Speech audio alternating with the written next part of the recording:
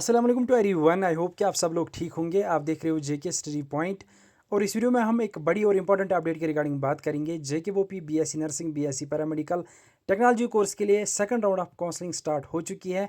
Official notification हमारे पास आ चुकी है।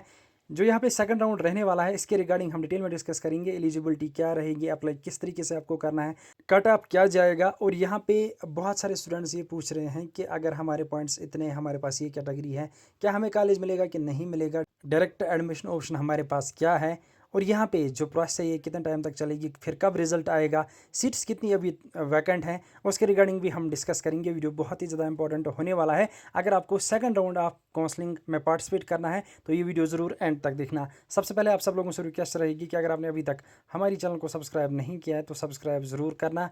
इसके अलावा आप हमारे साथ व्हाट्सएप टेलीग्राम पे जुड़ सकते हो, लिंक आपको डिस्क्रिप्शन में दी हुई है, ज्वाइन जरूर करना। बाकी जितना हो सके इस वीडियो को शेयर करना अपने दूसरे दोस्तों के साथ ताकि उनकी भी हेल्प हो जाए, उन तक भी अपडेट पहुंच जाए। तो चलिए वीडियो को स्टार्ट कर लेते हैं। स्क्रीन पे आप नोटिफिकेशन देख सकते हो। Conduct of second round of counselling, submission of online preference by the eligible candidates for admission to BSc nursing, BSc paramedical, BSc technology course.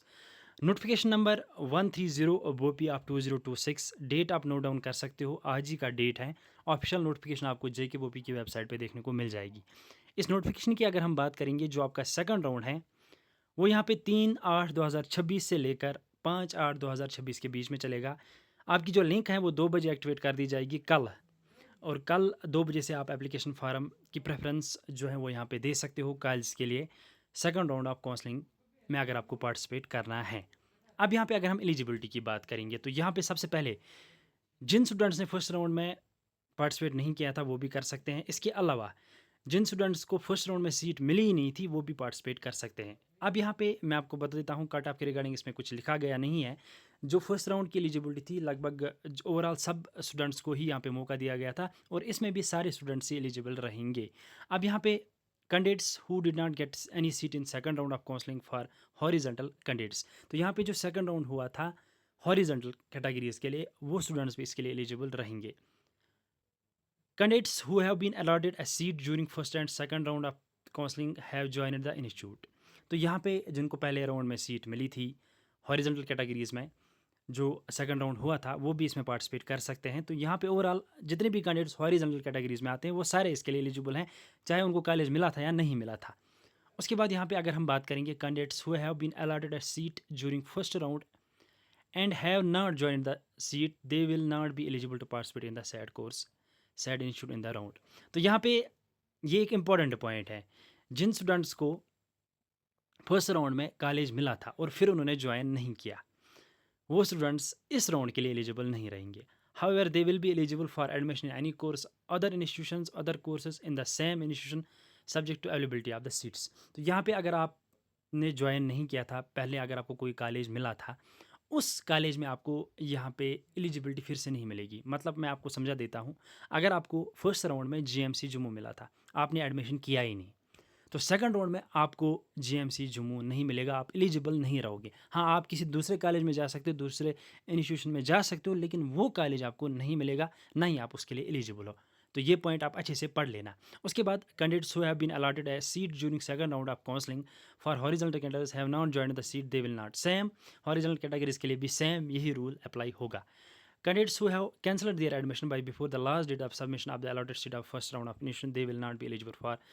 Jin students ने यहाँ पे कैंसिल की है सीट वो एलिजिबल नहीं रहेंगे। लेकिन इसमें भी एक कंडीशन ये रहेगी कि अगर आपने किसी इंस्टीट्यूट में ये सब किया है, देन यहाँ पे आप उस इंस्टीट्यूशन में एडमिशन नहीं ले सकते हो, बाकियों में आप एडमिशन कर सकते हो। अगर आप बाकी किसी कॉलेज में जाना चाहते हो उसमें आप जा सकते हो।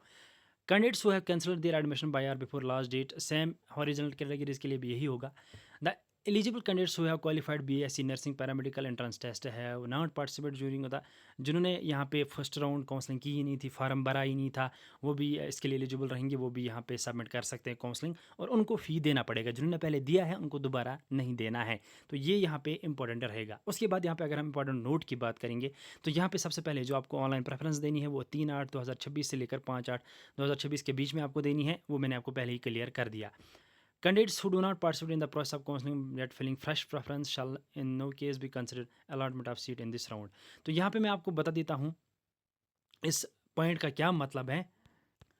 तो इसका मतलब यही है कि अगर आप इसमें पार्टिसिपेट नहीं करते हो, अगर आप फार्म ये भरते ही नहीं हो, देन यहाँ पे आपको सीट नहीं मिलेगी, तो ऑब्वियसली आप किसी भी कॉलेज में फिर एडमिशन नहीं कर सकते हो। अब यहाँ पे थर्ड पॉइंट अगर हम देखेंगे, तो अगर आप फ्रेश यहाँ पे प्रेफरेंस सेट नहीं करते हो, अगर आप ये सोचोगे कि फर्स्ट राउंड में हमने की है तो वही रहेंगे, नहीं, आपको दोबारा से करनी है। अगर आपने फर्स्ट राउंड में की थी, आपको इस राउंड में दोबारा करनी है, तब जाके आप एलिजिबल रहोगे और तब जाके आपको कॉलेज नया मिलेगा। चाहे आपको अपग्रेड करना है, चाहे आपको यहाँ पे दोबारा से करनी है, या चाहे अगर आपने फर्स्ट राउंड में किया ही नहीं था, प्रेफरेंस यहाँ पे मस्ट है, वो आपको फिर से सेट करनी पड़ेगी, और ये यहाँ पे थर्ड पॉइंट रहेगा। अब यहाँ पे फोर्थ राउंड जो है, इसमें यहाँ पे लिखा गया है जितनी भी वैकेंट सीट्स है सिर्फ वही इसमें फिल हो जाएंगे, और अपग्रेडेशन में यहाँ पे सीट्स चेंज हो सकती है, एक्सचेंज हो सकती है। लेकिन यहाँ पे मैं आपको बता देता हूँ, जो पहले राउंड में सीट्स थी जो फिल हो चुकी है, वो इस राउंड में अब नहीं होंगी। ये आपको ऑलरेडी क्लियर है, आपको ये ऑलरेडी पता है। उसके बाद यहाँ पे सेम इस तरीके से हॉरिजॉन्टल कैटेगरीज के लिए भी सेम इसी तरीके से हो जाएगा। और यहाँ पे जिन्होंने फर्स्ट राउंड में फ़ी दिया था ऑनलाइन काउंसलिंग के टाइम, उनको दोबारा पे नहीं करना है। अब यहाँ पे आप देख सकते हो, इस काउंसलिंग में जो आपको सीट दी जाएगी, वो यहाँ पे फाइनल कंफर्मेशन में आपको मिल जाएगी।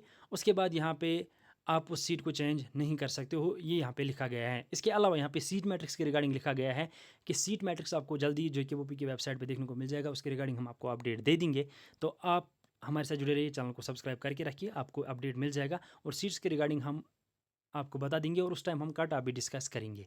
अब यहाँ पे ओवरऑल अगर हम बता देंगे, तो सारे स्टूडेंट्स इसके लिए एलिजिबल है, सारे स्टूडेंट्स इसमें पार्टिसिपेट कर सकते हैं। अगर आपको कॉलेज चेंज करना है, आपके पॉइंट्स कम हैं, आपने फर्स्ट राउंड में पार्टिसिपेट किया था फिर कॉलेज ज्वाइन नहीं किया था, सारे कन्फ्यूजन्स आपके क्लियर हो गए, तो ओवरऑल जितने भी स्टूडेंट JKVOP जिन्होंने एग्ज़ाम दिया था CET BSc nursing paramedical technology course के लिए, वो सारे इसके लिए एलिजिबल रहेंगे, वो इन चॉइस को दोबारा से फिलअप कर सकते हैं। तो ये आपके लिए एक अच्छी अपडेट है। अब कट ऑफ के रिगार्डिंग नेक्स्ट वीडियो आएगा, चैनल को जरूर सब्सक्राइब करके रखना। मिलते हैं किसी अगले वीडियो में किसी और अपडेट के साथ, तब तक के लिए अल्लाह हाफिज़।